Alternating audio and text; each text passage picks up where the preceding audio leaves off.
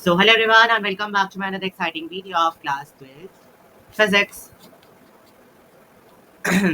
जिसमें कि आज हम इसका चैप्टर नंबर 3 करंट इलेक्ट्रिसिटी को स्टार्ट कर देंगे, उसका कुछ क्वेश्चन कवर करेंगे। तो ये बहुत शॉर्ट वाले नोट्स आज मैं आपको कराने जा रहा हूँ। आज हम इसका डिटेल्ड वर्जन नहीं करेंगे, थोड़ा शॉर्ट वाला वर्जन करेंगे और जल्दी जल्दी पार्ट्स में इस चैप्टर को हम खत्म कर देंगे। अगर आपको डिटेल वर्जन चाहिए तो वो भी हमारे चैनल पर ही अपलोडेड, आप जाके देख सकते हैं, लेकिन आज की वीडियो इसका हम शॉर्ट वर्जन करने जा रहे हैं, तो जल्दी से इसलिए देख लेते हैं। सो इलेक्ट्रिक करंट आगे होता क्या है? Electric current is the rate of flow of charge, कितनी तेजी या धीरे से जो चार्ज है वो फ्लो करके जा रहे हैं। So I refers to electric current, electric current equals to delta Q, कितना चेंज आई हो गया एवरेज करंट निकालने के लिए। एवरेज करंट कितना फ्लो कर रहा है वो अगर आपसे निकालने के लिए बोले तो आप बोलेंगे डेल्टा क्यू, कितना चेंज आया इनिशियल से हम फाइनल पे गए, तो फाइनल पे कितना चार्ज था और इनिशियल पे कितना था, तो फाइनल माइनस इनिशियल से आएगा डेल्टा क्यू, और इसी तरीके से फाइनल पे कितना टी था माइनस करेंगे इनिशियल के टाइम पे, हमें मिल जाएगा डेल्टा टी। इस तरीके से हम निकालेंगे एवरेज करंट। इसके बाद आगे हम बात करेंगे if the rate of flow of charge is not steady.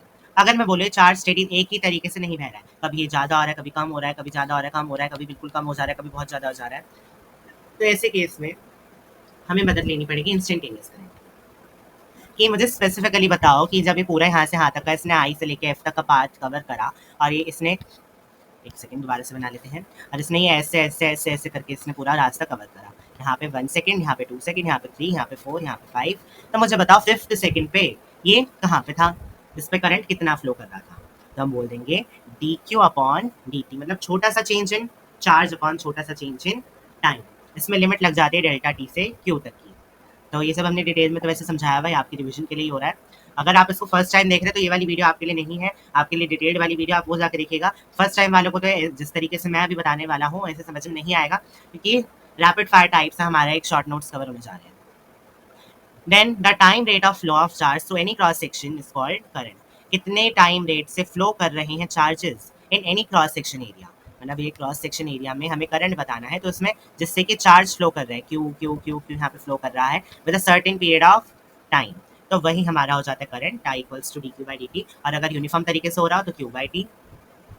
Current जो कि है एक स्केलर क्वांटिटी होती है, मतलब इसका सिर्फ मैग्नीट्यूड होता है, कोई डायरेक्शन नहीं होती है। एसआई यूनिट की बात करें तो एम्पियर इसकी एसआई यूनिट होती है, और सीजीएस यूनिट वैसे नहीं पूछी जाती है, लेकिन आप देख लीजिए सीजीएस यूनिट इसकी ईएमयू होती है।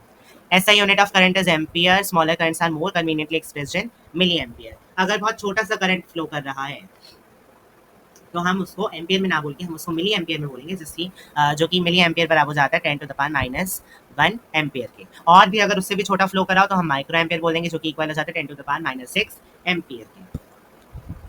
अब देखिए यहाँ पे आपको दिखाया हुआ है किस तरीके से जो कि यहाँ पे चार्ज फ्लो कर रहे हैं, यहाँ से करंट फ्लो कर रहा है।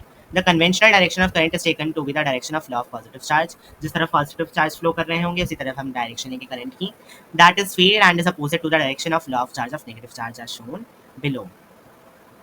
नीचे तो कुछ दिखाया नहीं गया है, तो जिस तरफ इलेक्ट्रिक फील्ड होगी, यहाँ पे हमें ई देखने को मिल रही थी, तो जिस तरफ ई फ्लो कर रही होगी पॉजिटिव की तरफ, उस तरफ जाएंगे हमारे चार्जेस, और अगर ई फ्लो कर रही होगी, मतलब अगर नेगेटिव चार्ज इस तरफ जा रहे होंगे तो भी करंट हमारा पॉजिटिव की तरफ ही जाएगा। करंट हमेशा हमारा किस तरफ जाएगा? पॉजिटिव की तरफ। तो अगर इस तरफ नेगेटिव जा रहे हैं तो पॉजिटिव इस तरफ जा रहे होंगे, ये बात तो वैसे ही समझ में आ रही है, और इलेक्ट्रिक फील्ड की डायरेक्शन में हमें हमेशा इसको लेना है। Net charge in current carrying conductor, कोई ऐसा कंडक्टर जिसपे कि करंट हो आई, उसमें नेट चार्ज कितना हो जाता है? 0 हो जाता है। And for a given conductor current does not change with change in cross sectional area, अगर मैं किसी कंडक्टर की बात करूं तो उस पर करंट चेंज नहीं होता है with a change in area.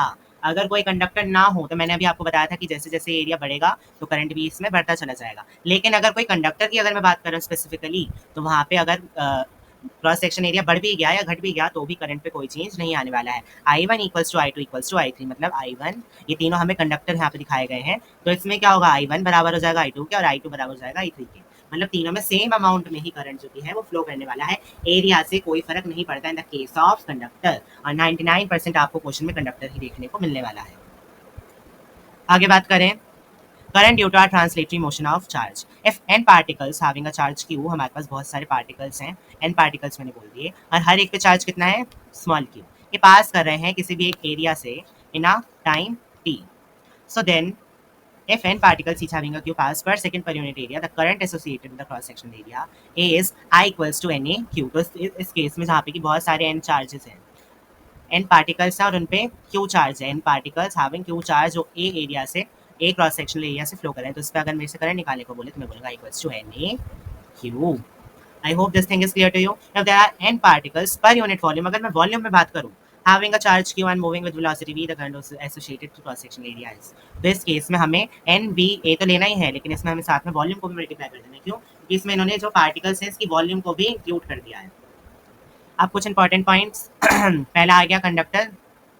In some materials, outer electrons of each atom or molecule are only weakly bounded to it. मतलब जो बाहर के इलेक्ट्रॉन्स होंगे वो बहुत वीकली बाउंडेड करेंगे, तो ऐसे मटेरियल्स को हम कंडक्टर बोलते हैं. These electrons are almost free to move. अब जब ये लूजली बाउंडेड है, बहुत वीकली बाउंडेड है, तो ये आराम से मूव कर सकते हैं उधर उधर throughout the body of the material are called free electrons. तो इन्हीं को ही हम फ्री इलेक्ट्रॉन्स बोलते हैं और these are known as conduction electrons. इन्हीं की वजह से जो करंट है वो फ्लो कर पाता है. When such a material is placed in electric field, the free electrons drift in a direction opposite to the field. Such materials are called conductors.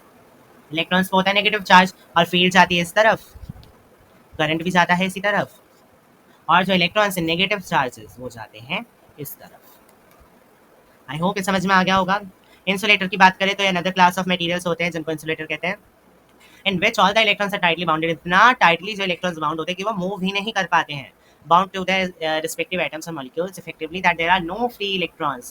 There are no free electrons in such a material placed in electric field. ऐसे material को जब हम electric field में place करेंगे तो the electron में slightly shift opposite to the field, तो ये थोड़ा सा तो मूव कर सकते हैं इस इलेक्ट्रिक फील्ड के अंदर, मगर जितनी मूवमेंट हमें पिछले वाले कंडक्टर में देखने को मिल रही थी उतनी मूवमेंट हमें यहाँ पे देखने को नहीं मिल पाएगी. They can leave their parent atoms और molecules. They cannot leave their parent atoms and molecules, and hence they cannot move long distances. Such materials are called dielectrics or insulators. मतलब ये ज़्यादा मूव नहीं कर पाएंगे, तो ये करंट को भी अपने अंदर से पास नहीं करवा पाएंगे. तो आज की जो वीडियो थी वहीं तक. आई होप कि सब आपको समझ में आ गया होगा. समझ में आया है तो like share comment and subscribe करते हुए जाएगा. पार्ट 2 भी आने वाला है. अगर आप ये वीडियो बहुत देर से देखते तो आ भी चुका होगा, आप उसको जाकर देख सकते हैं. फुल एक्सप्लेनेशन के लिए चैनल पर एक बार चेकआउट कर लीजिएगा. पूरे शॉर्ट नोट्स के लिए भी एक वीडियो आने वाली है बहुत जल्दी, वो भी आप एक बार देख लीजिएगा, क्या पता आने चुकी हो. सब हम मिलेंगे अपनी नेक्स्ट वीडियो में. Good bye.